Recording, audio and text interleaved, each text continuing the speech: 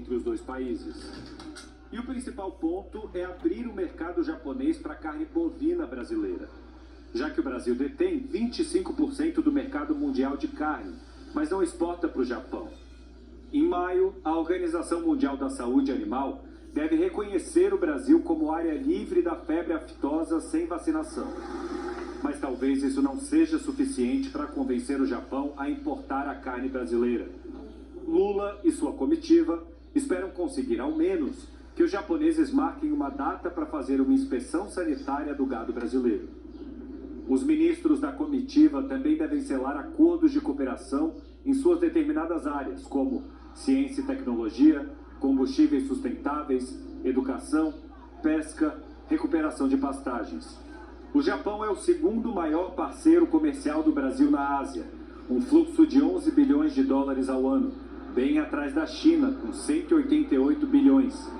Num contexto em que China e Estados Unidos, os dois principais parceiros econômicos do Brasil, travam uma guerra de tarifas, a ideia é diversificar o comércio. Acordos com o Mercosul também estarão na pauta. Muito bem, tenho o prazer de receber aqui meu querido Nilson Clava. Nilson, bem-vindo. Boa tarde. Como é que tá? Tudo bom? Bom começo de semana. Ótima semana para nós, para todos vocês. Muito bom ter você aqui. Bom, a gente está percebendo o governo Lula investindo pesado nessa viagem. Vamos começar então pelos aspectos econômicos, Nilson Clava. É só a questão da carne ou o Brasil vai buscar também muita coisa do Japão, já pensando no tarifaço do Trump? Bom, você foi ali no aspecto principal dessa viagem, entrar ali, desse olhar especial que o Brasil está tendo com a Ásia. Por quê? Donald Trump ajuda a explicar isso, né? Essa imprevisibilidade toda, essa política de tarifas, porque isso, sem dúvida alguma, tem um potencial para mudar as relações comerciais no mundo, né? Os Estados Unidos mais protecionistas, mais fechado, né? As importações significam um impacto mundial para o escoamento dessas produções. Então o Brasil está de olho nisso, não pode ficar dependente do mercado americano, tem que diversificar os seus parceiros comerciais para a exportação dos nossos produtos. E o Japão é um país estratégico nesse sentido. Vocês viram na reportagem do Felipe Santana que o Brasil está de olho especialmente na exportação de carne bovina, porque os japoneses importam a carne bovina de onde? Dos Estados Unidos. E aí se chegam os Estados Unidos falando para o Japão, olha, vamos colocar uma tarifa mais alta aí para vocês. E o Japão responde da reciprocidade, então também vamos tarifar os produtos importados dos Estados Unidos. Olha aí a oportunidade para o agro brasileiro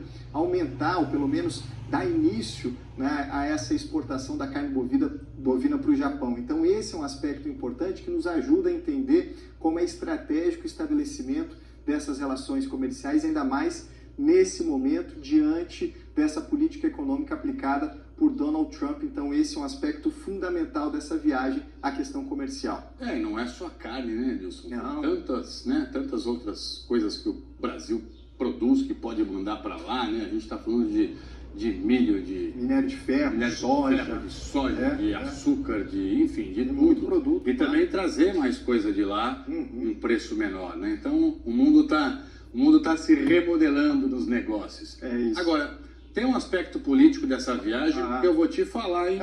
Você viu a foto aí, né? O que tem de figurão da República nesse avião, hein? E você sabe que são 26... Só os manda-chuvas do Congresso Nacional? É Congresso Executivo todo lá, né? E aí você sabe quanto tempo de viagem, Tran? 26 horas. Deu para conversar um pouquinho, né? Já pensou, Nilson Clava? O que não conversaram? Imagina essa conversa. E ainda tem a volta. Ainda tem a volta. É um dia para ir, outro dia para voltar. Olha isso. Tem muita pauta, né, nessa viagem aí. Estava ali a presença que é simbólica, o governo fazendo um gesto ali para a cúpula do Congresso Nacional, a presença do presidente da Câmara, Hugo Mota, do presidente do Senado, Davi Alcolumbre, os dois recém-eleitos, e não só os dois, os ex-presidentes também. Estavam lá na foto, Rodrigo Pacheco, também Arthur Lira. Por quê? Porque o governo sabe, primeiro, que precisa botar a pauta para andar no Congresso. A gente observou a votação do orçamento só em março, depois daquele impasse das emendas parlamentares, o Congresso se utilizando, né, do orçamento para pressionar o judiciário, para pressionar o governo, para a liberação desses recursos das emendas parlamentares. Agora o orçamento foi votado.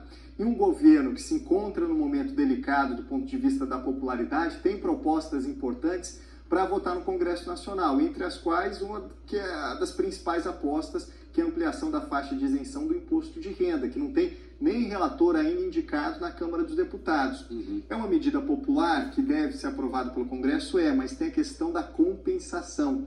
E aí, esse é um risco para o governo no Congresso Nacional, e o presidente sabe disso. Vai precisar do Congresso e, por isso, aproveita para fazer esse gesto e vão conversar muito sobre pauta no Congresso e também todo mundo de olho em 2026 já, Tralha. A política é assim, né? E essa medida que você falou do imposto de renda, a previsão de começar a entrar em vigor é 2026. Então eles têm muitos meses ainda para negociar tudo isso e fazer as barganhas, né? Os papos necessários aí para acontecer. É isso. Obrigado, meu amigo. Um abraço. Haja conversa nesse avião aí. Nossa Senhora. Valeu, Nilson. Valeu, um abraço. Boa semana. Obrigado. Você também. Boa Tarde.